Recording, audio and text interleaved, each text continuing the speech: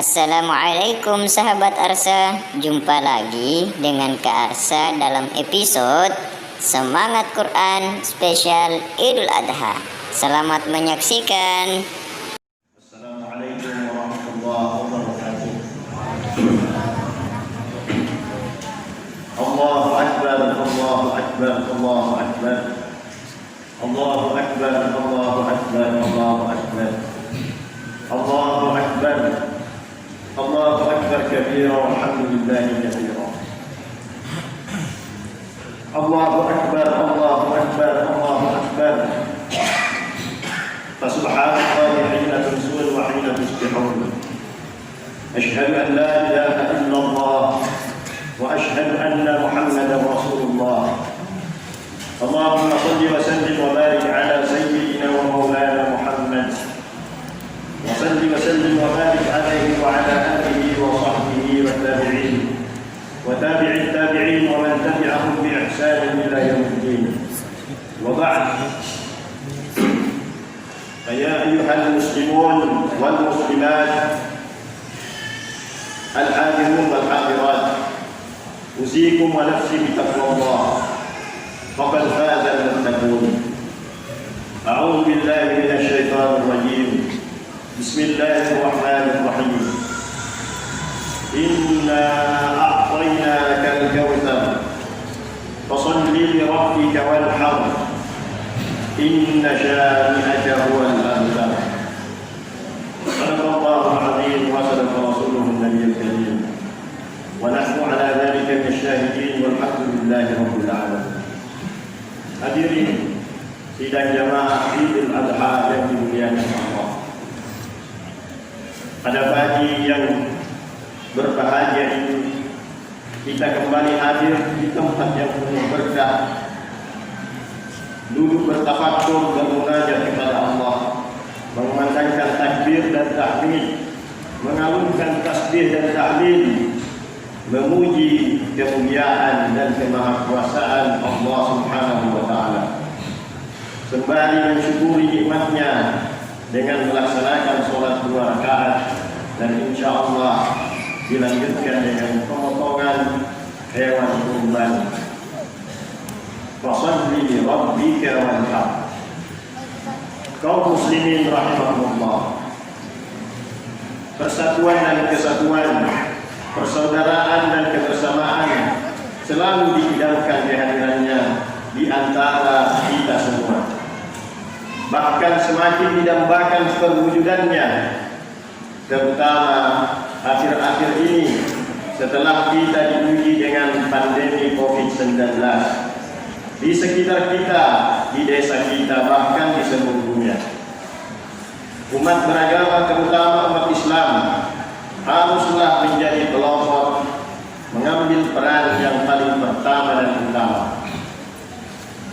Wa ma arsalnaka illa rahmatan lil alamin. Demikianlah Allah menyebutkan dalam Al-Qur'an. Hadirin yang berbahagia, sebenarnya persatuan dan kesatuan, persaudaraan dan kebersamaan, kepekaan sosial merupakan hal yang sangat mudah bagi umat Islam.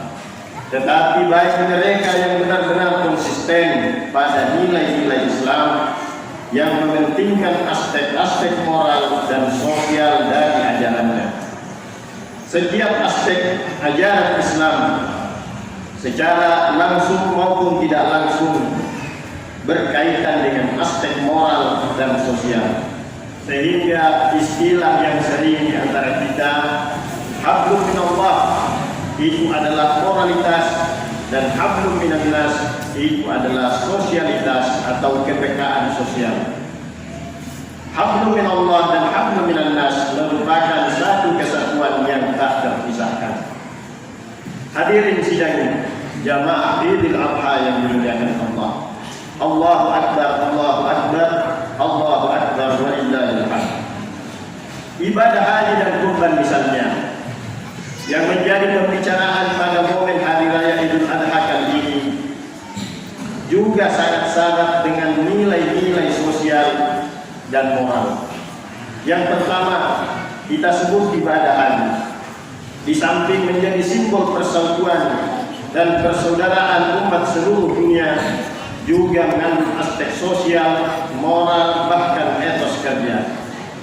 Dalam ibadah haji, kita ketahui bahwa jamaah haji mengenakan pakaian ihram, yaitu dua helai kain putih tanpa jahit, antara lain melambangkan kembalinya kita ke fitrah. Fitrah dalam artian kesucian diri secara lahiriah dan batinnya, yang harus kita jaga dan harus kita pertahankan setiap saat. Maka dengan berihram, kita kembali menanamkan dalam diri kita nilai-nilai kesucian, nilai kerendahan hati, nilai kebersamaan, kesetaraan dengan setiap manusia dari manapun asalnya, apapun warna kulitnya, dan apapun status sosialnya. Dengan berihram, kita menghilangkan sifat-sifat yang mengotori jiwa kita, menjauhkan sifat sombong dan angkuh, membuang jauh-jauh rasa superioritas yang menganggap diri lebih hebat, lebih berkuasa, lebih kaya, lebih mulia, dan lebih dalam segala-galanya dibandingkan orang lain. Itulah makna ihram. Yang kedua, jamaah haji melakukan tawaf di Ka'bah. Aktivitas ini melambangkan kerohanian yang sangat tinggi, menyimpulkan bahwa sumbu dari roda kehidupan yang kita lakoni di dunia ini adalah pemilik Ka'bah, yakni Allah Subhanahu wa taala Jalla Jalaluhu. Disitulah kita berputar dalam seluruh aktivitas kehidupan kita, yaitu senantiasa mengingatnya dan mengikuti perintah-perintahnya. Yang ketiga, jamaah haji melakukan sa'i. Sa'i secara harfiah berarti usaha dan kerja keras. Jelas sekali menyimbolkan etos kerja yang tinggi untuk mencapai kehidupan dan kesejahteraan di dunia. Membuang jauh-jauh sifat malas dan berpangku tangan. Coba kita renungkan bagaimana perjuangan ibunda Ismail alaihissalam, yaitu Siti Hajar. Ia berlari-lari antara Bukit Safa dan Marwah untuk mencari air. Tetapi hadirin yang berbahagia, ketahuilah bahwa usaha yang luar biasa itu ternyata bukan untuk dirinya, tetapi untuk anaknya, yakni Ismail alaihissalam. Oleh karena itu, ini menjadi pelajaran bagi kita bahwa usaha kita itu tiada lain untuk bermanfaat bagi orang lain. Dan pelajaran yang lain adalah kesuksesan seorang anak. Di balik kesuksesan seorang anak terdapat usaha dan kerja keras dan doa orang tua yang luar biasa. Yang keempat, jamaah haji jamaah Idul Adha yang berbahagia. Apa yang dilakukan jamaah haji adalah wukuf di padang Arafah. Sebagai puncak ibadah haji, wukuf menjadi gambaran keadaan di padang mahsyar kelak, menyiratkan kefanaan dan kesementaraan hidup di dunia. Wukuf secara harfiah berarti berhenti sebentar, memberi kesadaran ke dalam setiap kita bahwa hidup di dunia ini hanya sebentar saja. Perbandingan waktu di dunia dengan akhirat, satu hari akhirat berbanding 1000 bahkan 50.000 tahun dunia. Itulah sebabnya kita hadirin yang berbahagia tidak boleh berleha-leha dan menyia-nyiakan kesempatan berhenti di dunia, yaitu tiada lain adalah untuk mempersiapkan bekal menuju akhirat kelak. Wukuf di Arafah juga mengingatkan kepada kita bahwa kita harus senantiasa mengenal Allah, ma'rifat kepada Allah, juga ma'rifat kepada diri kita. Disinilah ungkapan yang populer di masyarakat Islam bahwa man arafa nafsahu faqad arafa rabbah. Itu juga terjadi pada wukuf di padang Arafah. Pengenalan diri dan pengenalan yang benar mengenai Tuhan, yakni Allah Subhanahu wa taala, sangat penting dan sangat mendasar dalam rangka membentuk pandangan hidup dan tujuan hidup. Setiap muslim yang mengenal dirinya dan Tuhannya tidak akan pernah memperlihatkan keangkuhan dan kesombongan, apalagi bersikap zalim ketika ia berada pada posisi di atas dibanding yang lain. Dan sebaliknya, ia tidak akan pernah pesimis ataupun putus harapan ketika ia berada pada posisi bawah atau ketika diterpa badai kehidupan. Itu karena ia mengenal siapa Tuhannya dan siapa dirinya.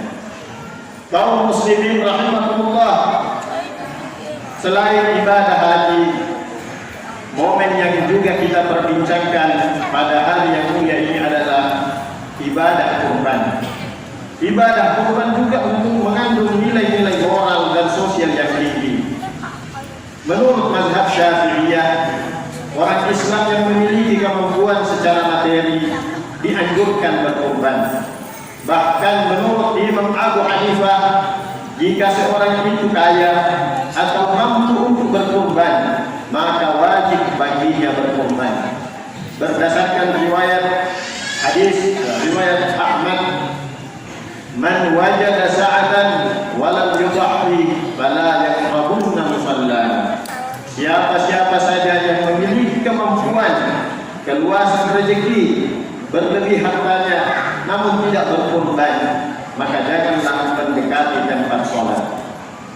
Hadirin yang berbahagia, perlu kita ketahui bahwa kurban itu tiada lain adalah wujud pengabdian dan rasa syukur kita kepada Allah Subhanahu wa taala, sekaligus wujud dari rasa persaudaraan, kebersamaan dan kepedulian terhadap umat Islam yang lain yang kebetulan kurang beruntung. Ketika kita memotong hewan kurban, aspek ritualnya adalah mendekatkan diri kepada Allah.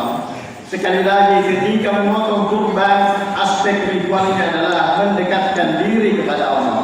Sungguh sangat dekat. Ketika kita telisik secara bahasa, masdar yang mendapatkan penambahan alif dan nun bermakna mubalaghah atau luar biasa. Demikian pula hadirin yang berbahagia, kata kurban itu berasal dari kata qurb yang berarti dekat. Namun ketika mendapatkan ziyadatul alif wa nun menjadi kurban, berubah maknanya menjadi sungguh sangat dekat. Sama dengan kata Al-Quran. Quran itu berasal dari kata Qur'an atau qira'atan, tetapi ketika mendapatkan penambahan alif dan nun menjadi bacaan yang luar biasa. Di dalam kitab Minhajul Muslim, hadirin yang berbahagia, disebutkan bahwa tujuan lain dari pelaksanaan kurban adalah taqarruban ila Allah Ta'ala. Disinilah sesungguhnya hakikat kurban yang patut kita renungkan, bahwa harus kita ketahui bahwa berkurban itu menjadikan kita dekat kepada Allah. Setelah berkurban lebih dekat dan sangat dekat kepada Allah. Namun dengan catatan, kedekatan itu harus, kurban itu harus disertai dengan keikhlasan. Sebagaimana Allah menegaskan dalam firman-Nya yang artinya bahwa bukan dari